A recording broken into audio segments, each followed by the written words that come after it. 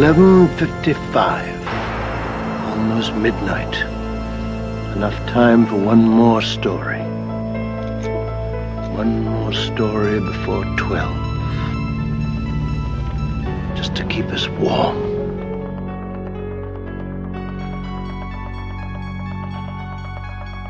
Hey everyone, it's Brock. So excited to tell you about our Fall Donation Platinum Level series. I'm coming back to the panel this fall to continue the Halloween retrospective series. Arnie, Stewart, and I started this back in 2009, and the three of us are returning to Haddonfield for the release of the new Halloween movie coming out this fall, once again called Halloween, once again starring Jamie Lee Curtis. This show will be available on our regular podcast feed, which is available every Tuesday. But as Jamie Lee is coming back to the Halloween series for the first time in 20 years, we thought this would be a good opportunity to explore her early career, how she became one of the greatest scream queens ever. We'll be reviewing the 3 horror movies she did after the original Halloween was released, all released in 1980, The Fog, Prom Night, and Terror Train, at the platinum level of our donation series. I'll tell you more about how you can become a Platinum Series member in a moment, but first, here's a preview of the first show, The Fog. So, let's get down to business.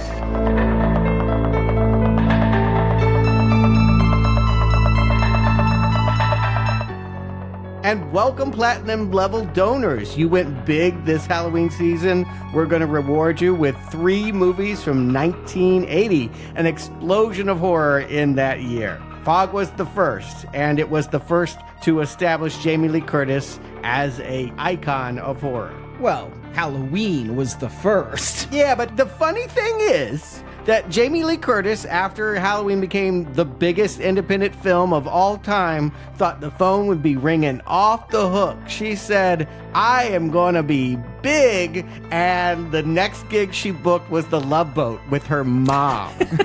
She fell in love with her mom? Oh, man. It makes it even worse, doesn't it? And an episode of Charlie's Angels. The truth is, she was nobody's queen after Halloween, was considered to be John Carpenter's achievement. And she didn't get a lot of credit for the success of that movie. She came back to do horror movies to establish any kind of film cred. Now, Stuart, you had mentioned Jamie Lee Curtis was a Scream Queen years and years ago when we did Halloween, and I didn't know her as a Scream Queen at all. My first exposure to her was when she was exposed in Trading Places, and then later on, of course, Fish Called Wanda. My wife and I love that movie. We quote it still to this day. And then Who Saw True Lies Coming? My goodness, what a great reinvention after Blue Steel. She keeps reinventing herself. Freaky Friday as a mom again in the late 90s. So I know her from everything else. And of course, I knew she was in Halloween, but until I watched it with you guys, I had no idea about this whole other life she had. This woman is able to do a lot of different genres, and I don't think she gets enough credit for it. Yeah, and what I love about Jamie Lee Curtis is that when she gives interviews, she's very frank. She'll tell you what she really thinks, and she is very upfront about saying it wasn't like she loved horror movies. It wasn't like she wanted to follow in her mom's footstep and be the next generation Scream Queen because her mom did Psycho. It just was the cards that were dealt to her at first. She wanted to be an actress, and you got to keep in mind, this blew my mind. I had forgotten this. She was only 19 years old when she did Halloween. I mean, she was barely out of high school. And now she's doing Activia commercials. Mm-hmm. And printing children's books. She's a best-selling author. Well, I look forward to seeing her and Evangeline Lilly on the book tour together, but... Yeah, she continues her streak of just trying things different and trying things new, and she's had very little failure to go with many of her successes, which is to her credit. I like Jamie Lee. I think she's an affable personality. She does pick roles I would never want to see her in, and she does pick roles for movies I'd never want to see, period. But when she works well. I can never think of her giving a bad performance, even if I've seen her in some really shitty films. Give me an example of a shitty film you saw with Jamie Lee Curtis, please. Perfect. That comes to mind, but did you ever actually watch it? Oh, yeah. Oh, okay.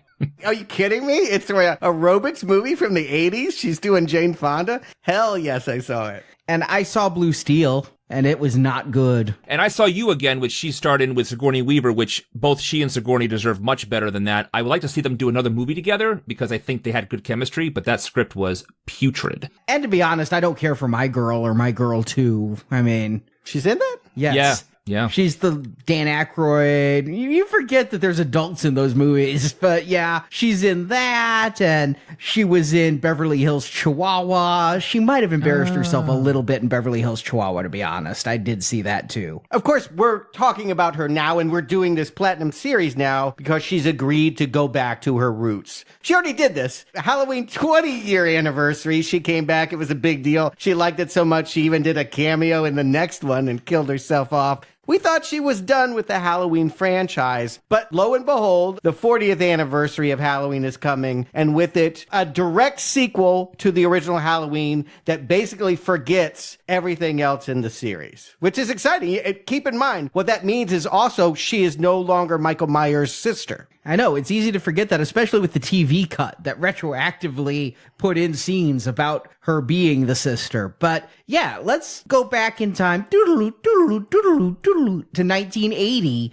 and she is a nobody. The last time we would have seen her is Buck Rogers in a guest spot. Circus of the Stars. I think she was behind Brooke Shields walking across glass or something. You know, when celebrities had to do those embarrassing circus tricks, she did one of those too. But yes, The Fog is something that I would look at as a John Carpenter film more than a Jamie Lee Curtis film. John Carpenter, again, we are having another installment in the longest stretched out retrospective series in our entire history as we go through the man's oeuvre, about one film per year.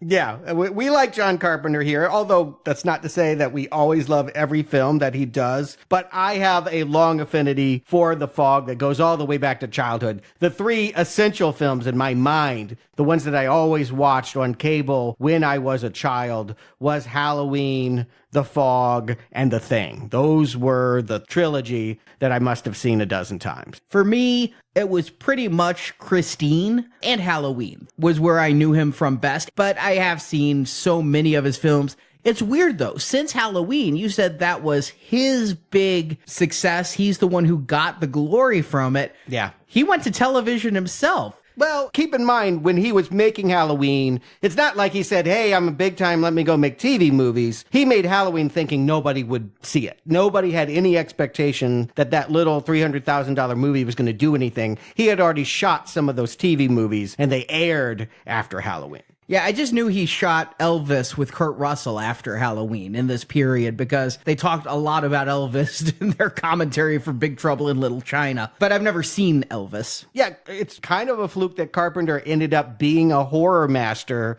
It's only really because Halloween hit. But yeah, the TV movies he did, the other stuff he was involved in, he probably would have still been a sci-fi geek genre guy, but Halloween kind of steered him in the direction of The Fog. The reason why he followed up Halloween with a ghost story was that's what he could get money for. Avco said, we're going to give you a 2-picture deal. He really wanted to make Escape from New York, but first he was going to make another horror film.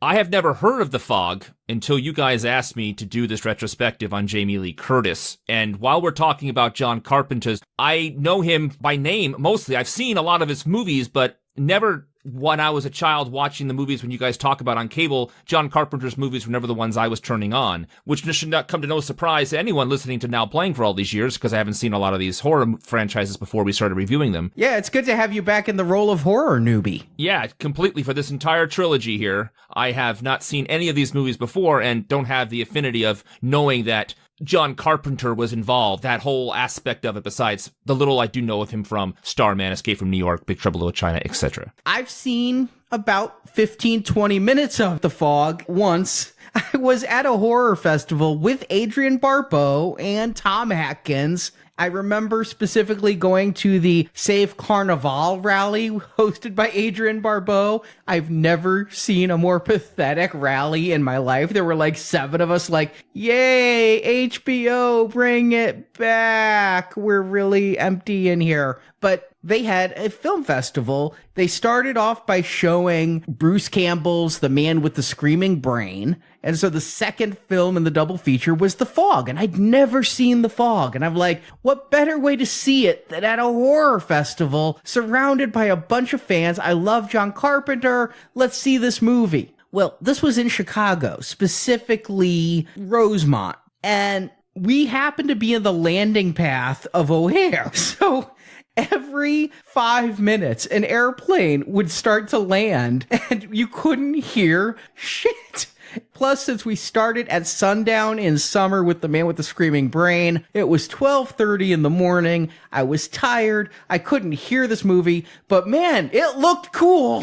So I decided to savor the experience and watch it under better circumstances, left the horror festival, and was like, yep, I'm going to get to it. Fast forward probably a decade, here we are. Yeah, well, I'm glad we could finally catch up. And again, this one was a favorite of mine. It's kind of funny that we're here to talk about Jamie Lee Curtis in The Fog, because I always forgot that she was in it. When you ask me, think of The Fog, I think of the little kid in his bedroom with the monsters coming in with their hooks, and I think about Adrienne Barbeau, who is unarguably the bigger featured player in this movie, in part because she had just become Mrs. Carpenter. She had just married the director, and he conceived this part for her. It's not like he didn't want Jamie to be in the movie. He was happy that he could still get her, but I do think that he was looking at projects to feature his wife. She would also be in Escape from New York, and they would have a working relationship for the next couple years. He brought a lot of people back, though. I mean, if you look at the names that I've come to know,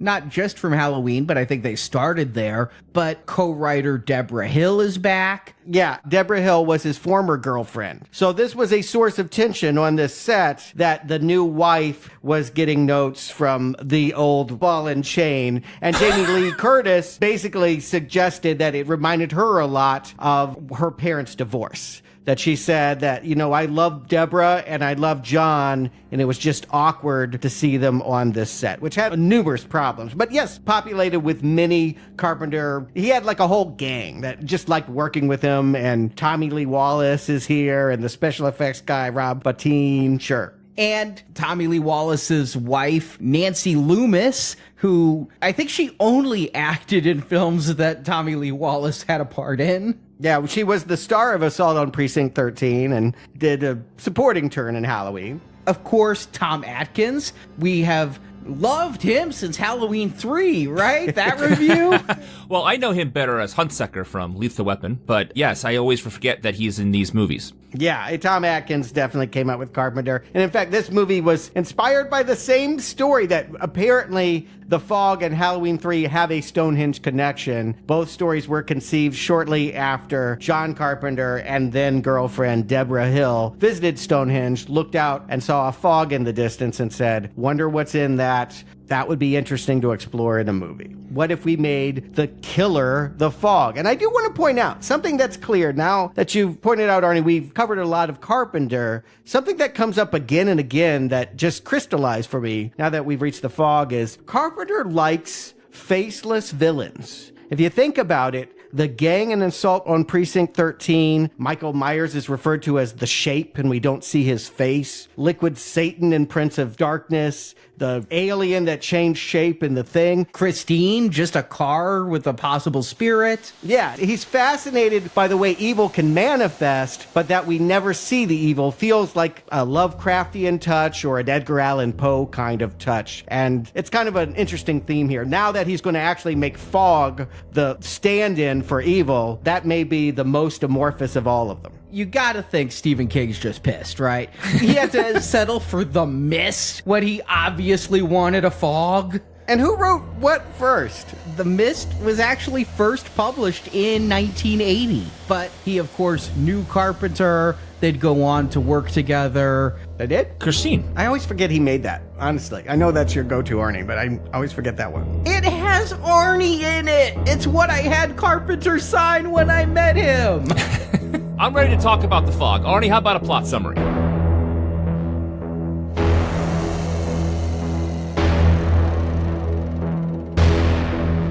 Now, if you want to hear the rest of this conversation, go to nowplayingpodcast.com and click on the banner at the top of our homepage where you can find all the information about how you can donate to Now Playing's Fall 2018, Winter 2019 donation drive. As you know, we have a new free show every week at nowplayingpodcast.com, but without our donation drives, we could not keep that going. We are backed only by donations from listeners like you, and as our thank you for For your donations, we have bonus podcasts, and we have a variety of different levels of which you can donate to our show. If you donate $10 or more during our donation drive between September 10th, 2018 and March 31st, 2019, $10 or more is our silver level, and you get the Three Mothers series by Dario Argento. And included there are 5 shows: Suspiria from 1976, Inferno, The Mother of Tears, Phenomena, aka Creepers, and the remake of Suspiria from 2018. The gold level is at $30 or more, and you will get all of the silver level podcasts, plus 11 additional ones. The gold level is, get this, M. Night Shyamalan thrillers, going all the way from The Sixth Sense all the way to this January's Glass. Specifically, in the M. Night Shyamalan Thrillers series, you get the Academy Award-nominated The Sixth Sense, Unbreakable, Signs, The Village, Lady in the Water, The Happening, The Last Airbender, After Earth, The Visit, the surprise hit of last year's Split, and the follow-up, Glass.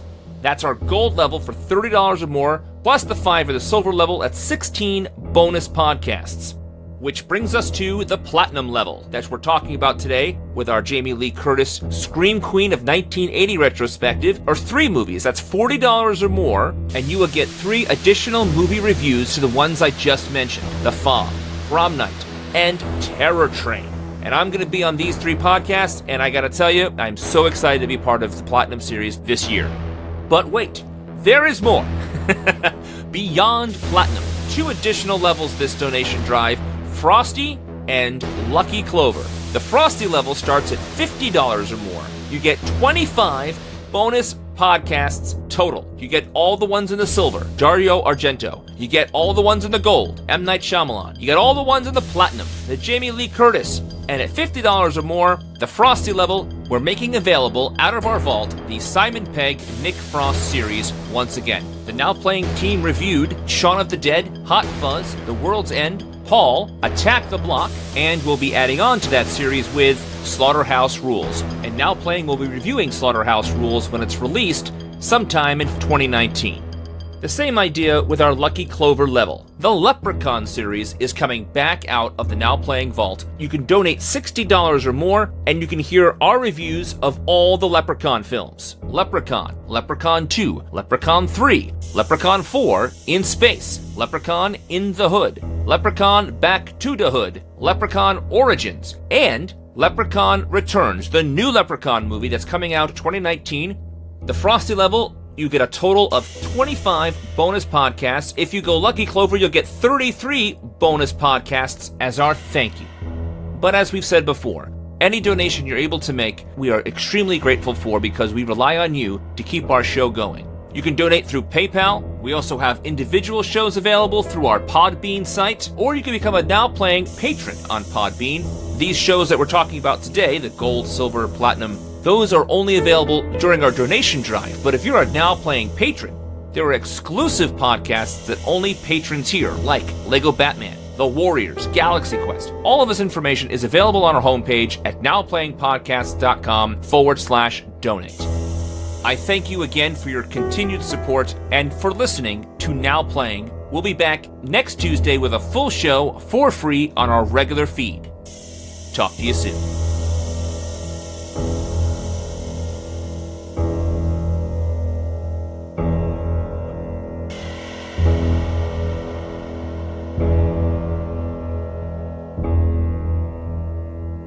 This town sits around for 100 years and nothing happens, and then one night the whole place falls apart. The opinions expressed on Now Playing are those of the individual hosts and may not reflect the opinion of Venganza Media Incorporated.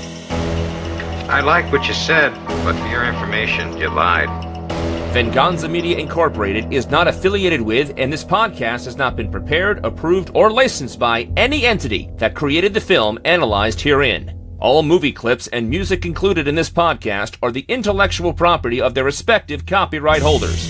They are included here for the purpose of review, and no infringement is intended. Some asshole got drunk and started taking this 100-year-old business too serious.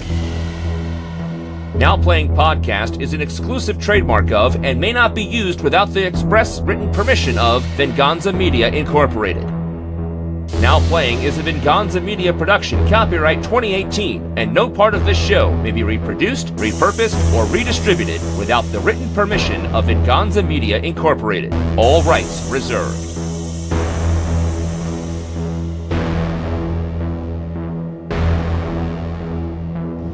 Suddenly as it had come, the fog lifted, receded back across the ocean, and never came again. But it is told by the fishermen and their fathers and grandfathers that when the fog returns to Antonio Bay, the men at the bottom of the sea, out in the water by Spivey Point, will rise up and search for a campfire that led them to their dark and icy death.